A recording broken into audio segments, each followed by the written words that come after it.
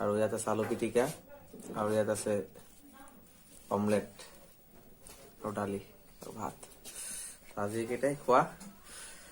তো আপোনালোকে যদি খোৱা নাই জলদি খাই লওক আৰু মোৰ ভিডিঅ'টো চাই এনজয় কৰক। তো এতিয়া মই খোৱা ষ্টাৰ্ট কৰো। অসমীয়া লাহন